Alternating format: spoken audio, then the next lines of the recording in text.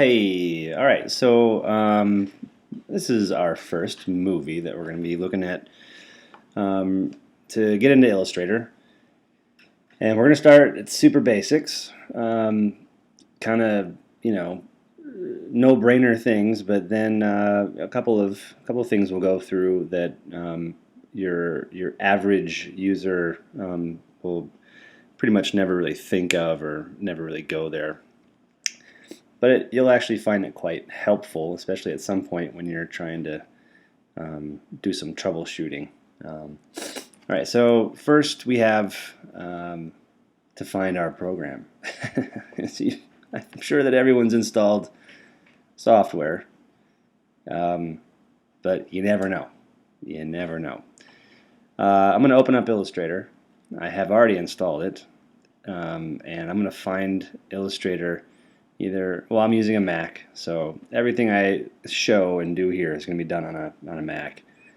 It's going to be fairly similar on a PC, especially once we get in the program. Once you're in a program, applications are pretty common, and things are pretty universal between the two platforms.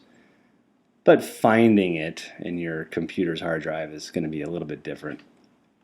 For me, I'm going to open up my Finder and go to my applications menu. I'll see that at the top are all my Adobe applications. There's Adobe Illustrator CS5 folder, and then here's the application. I'm going to open that thing up.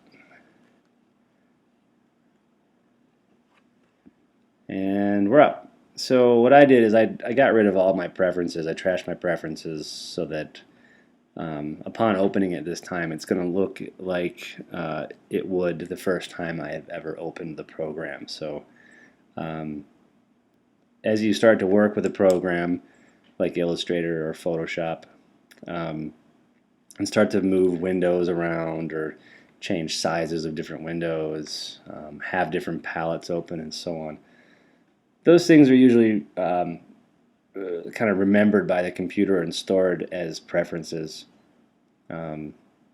It's like the computer is trying to learn your habits and the things that you like. And usually they're pretty good. It's a good feature generally, but sometimes it's either nice to kind of start with a clean slate so you could get rid of your preferences, or often programs and applications will kind of crash or get sticky or misbehave, and an easy solution is to get rid of those preferences. At some point, I think, maybe in this video, I'll show you how to do that. So when we open up Illustrator, here it is. There's no document open. This is basically just the interface at this point. And the only thing that I really want to go over in this movie is how you could start to customize Illustrator for your own liking, or find different things inside of Illustrator to tweak, and that would be under the preferences, and preferences are found under Illustrator up on the menu bar, preferences. You can just go to general. It also shows you a hotkey if you wanted to just jump to that. Now, not a PC guy, I think that maybe you'll find preferences under the edit menu, perhaps down towards the bottom somewhere. That sounds familiar to me, but I could totally be wrong. So, Illustrator preferences, I'm going to go to general. And when you open up the general preferences, we're looking at a few things. I'm not going to go over everything here, just a couple of things, but I just recommend that everybody open up preferences in any program that they're using at some point, just to kind of look around and see what you could actually start to tweak. Often preferences will lead you to different settings that would allow your program to run in a more optimized way, faster or cleaner, or as far as all the different tasks that are going on when a computer is working, how to just make things run better. Not a whole lot of that going on with Illustrator. Illustrator is a real pretty clean, lean machine, and you don't really have to worry about optimizing performance much, but there's a lot of little things in here that are kind of helpful. So under general, the first thing you see is keyboard increment, and basically when you have an element in Illustrator selected and you want to start nudging it around with the move tool, often designers use their arrow keys, and that keyboard increment is just how far would you like your arrow keys to move an object, and so just 1 point is just ever so slightly, but you could change it if you wanted to. Most people leave it at 1 because they know that if they hold down shift and press their arrow key, it'll set that to 10 sort of on the fly temporarily. 10-point moves. Jump down a corner radius here. Corner radius is the radius on corners of rounded rectangles. So there's a rounded rectangle tool, and so instead of having a rectangle drawn with sharp, hard corners, you get a nice round corner, and the radius by default is set to 12 points. If you want a radius that is larger, then you can come into your preferences and you can change that here. There are a couple things in here that are kind of helpful. Disable auto add delete means that we're going to basically be working with paths to create our objects in Illustrator, and when working with tools like a pen tool or something like that, Illustrator automatically will jump to a add or delete point tool along different parts of the path, and you could disable that if it drives you crazy by checking that box. Tooltips are great. They will pop up over tools or different settings and kind of give you a little hint as to what that tool is going to do and how it might, what you'll expect out of it, or what it's called, or what the keyboard shortcut is. You could turn that off. This is one of those optimizing things you could do by unchecking tooltips. That just means that your computer is going to have to think of one less thing, or actually a lot of many less things, and could optimize the performance of Illustrator while you work. So if you get to a point where you feel pretty comfortable and you know all the tools and what to expect out of them, or what the keyboard shortcuts are for these things, you could come in here and uncheck that and may see a slight improvement in performance, especially if you're working with really crazy files. I have a friend who's a cartographer and works with insanely layered map files in Illustrator for National Geographic, and is always asking me things that he could do to streamline the performance, because he gets flustered at how it behaves. So I told him about that, and he was like, yeah, that really didn't do too much, but thanks. Oh, what else could we look at here? The only other one that you might come and check at some point would be this scale, strokes, and effects. I'm not even going to talk about it yet. We might come back at a later time, but this one here is pretty handy. If you kind of cruise through the next button, you can go through different categories or whatever of preferences. Selection and anchor display. You may not know what these things are. We're just going to skip them. We're going to jump over. That's fine. I don't need to explain that. Type.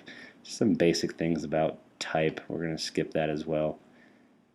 Under units,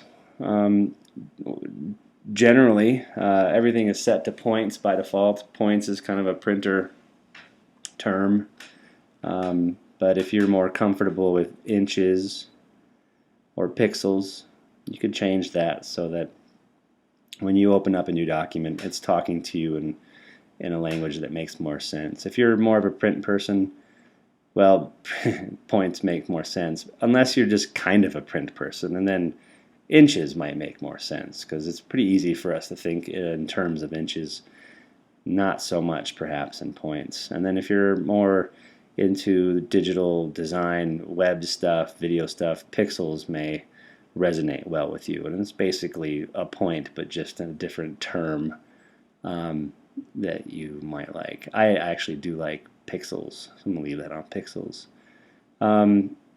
Stroke, for the stroke is basically what they call a line on an object, and you can start making your stroke thicker or thinner. And in terms of points, that works pretty well. Same with type. Type generally we think of in points. We work with that fairly regularly, even in word processing file or applications, so that's good. Okay, next, grids and guides. You can create and use guides while you work to make sure that you have good alignment on typographic elements or design elements or whatever. And they're cyan by default because cyan generally kind of jumps out at you on a lot of design work, unless you happen to be working in a document or design that is more or less this color of blue or green. So the guides might not actually pop out like you would like them to. So you could come in here and change your guide color to something else, magenta or whatever. And you can set it to lines or dots. Lines generally pretty good. Dots, whatever. It's a preference thing. That's why they call it preferences. Same thing with a grid. Okay, we're going to jump to next. Smart guides. Okay, what color are your smart guides? Smart guides are these little helper things. They drive me nuts. I always turn them off. We'll see them as we go in through some projects here at the beginning. So they pop up similar to guides, just lines that help you align and deal with measurement and placement and things like that. And these are some of the preferences for that. Slices, we're going to skip that. Hyphenation, skipping that. Plugins and scratch disks. If you had plugins, which means like extra little goodies that you could put in to your effects menu or so on, you could tell it where your plugins folder is.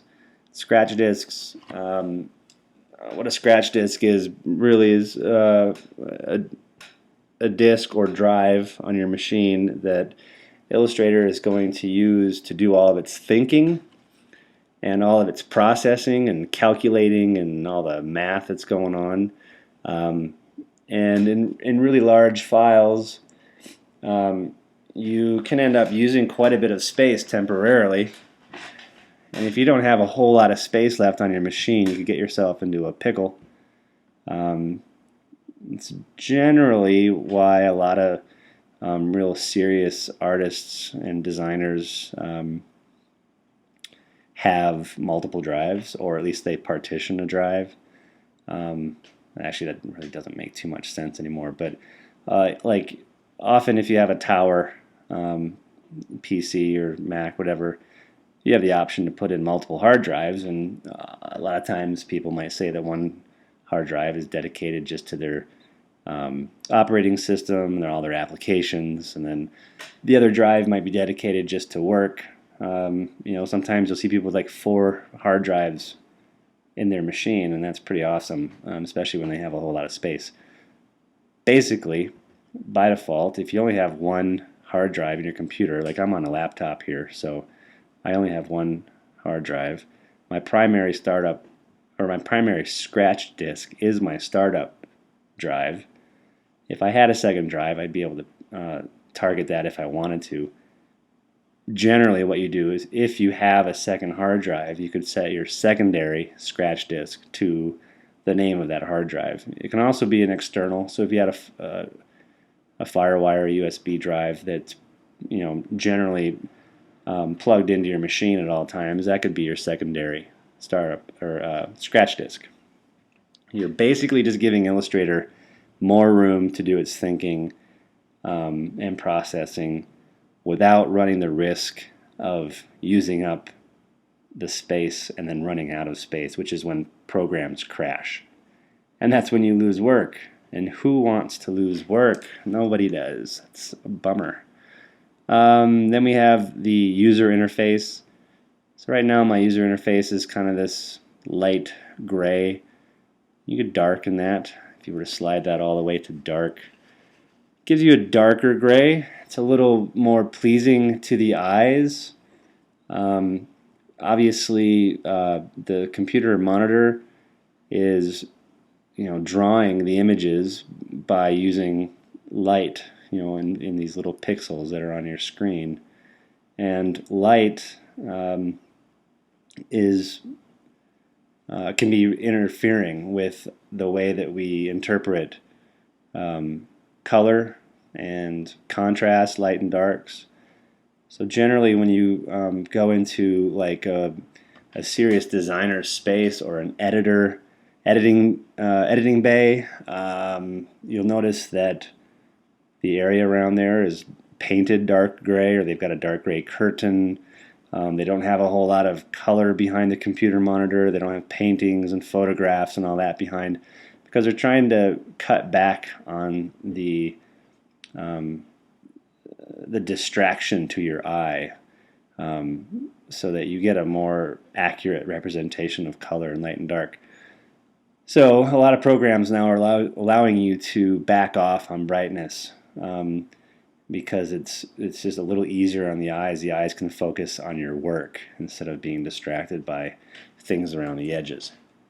Just for the sake of my class, so that we can actually see things while I work on these movies, I'm going to leave it almost all the way up. And what's next? File handling and clipboard. We don't have to worry about this. And then I believe this is the last one, appearance of black. This has to deal with how black is portrayed on a screen and how it actually is laid down as ink. It's kind of confusing if this is not a world that you're used to as far as dealing with print preparation and dealing with CMYK and RGB. But Google it. You'll get a good answer. In fact, yeah, I did recently, and I learned a lot. Pretty awesome. So now we're back in general. I did change a few things, so I'm going to hit OK. If you didn't change anything, you can just hit cancel. But just so you know, preferences have a lot of different settings in here, and it is something that you should have a look at, check out anytime you open up a program, Photoshop or whatever, just so that you know your program better. We are trying to be artists here. We're going to create some work with these programs that we use, and it's important that we really understand everything about the tools that we're using, instead of being just kind of the absent-minded, naive artist. We don't want to be that, no. All right, I'm going to hit OK. And that'll do it for this movie, and then we'll move on to the interface and windows and things like that.